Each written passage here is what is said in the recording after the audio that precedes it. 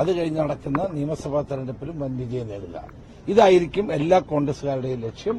അതിനുവേണ്ടി എല്ലാവരും ഒരുമിച്ച് നിന്നുകൊണ്ട് പോരാടാനുള്ള തീരുമാനമാണ് ഇന്ന് എടുത്തിട്ടുള്ളത്. അത്തരം യാതൊരു കാര്യങ്ങളും ഇവിടെ ചർച്ചയായിട്ടില്ല. നേതാക്കൾ വ്യത്യസ്തമായ അഭിപ്രായങ്ങൾ പരസ്പരം പറയരുത് എന്നുള്ളത് all India Congress committee general secretary പറഞ്ഞു കഴിഞ്ഞല്ലോ. അങ്ങനെ പറയാൻ പാടില്ല എന്നുള്ളത്. അതുകൊണ്ട് ഇന്ന് വളരെ വിജയകരമായ മീറ്റിംഗ് ആയിരുന്നു.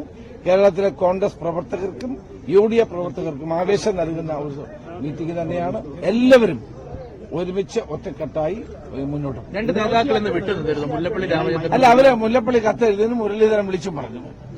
അദ്ദേഹത്തിന് അവിടെ തിരുവനന്തപുരത്ത് ഒരു മീറ്റിംഗ് ഉള്ളത് കൊണ്ടാണ് വരാതിരുന്നത്. മുല്ലപ്പള്ളി കത്ത് അയക്കുകയും ചെയ്തിട്ടുണ്ട്. കത്തിൽ ചൂണ്ടിക്കാണിച്ചു എല്ലാവരും തൃപ്തിയോടെയാണ്. നേതൃമാറ്റത്തെ പിന്തുണ എല്ലാ നേതാക്കളും അങ്ങനെയൊന്നുമില്ല. ഇനി മീഡിയ നിങ്ങൾ ഇതൊന്നും ഉണ്ടാക്കണ്ട.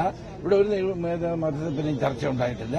എല്ലാവരും ഒറ്റക്കെട്ടായി പോകാനാണ്. തൽക്കാലം ഒരു പുനഃസംഘടന ഒരു ഐശ്വര്യവും ഇല്ല. അതൊന്നുമില്ല. ഉണ്ടെങ്കിൽ നിങ്ങളോട് പറയും. അത് വെറുതെ വാർത്ത കൊടുത്ത് നിങ്ങൾ തന്നെ വഷളാവരുതെന്നാണ് എന്റെ അഭിപ്രായം. കോൺഗ്രസ് ഒറ്റക്കെട്ടായി പോകാനാണ് തീരുമാനം.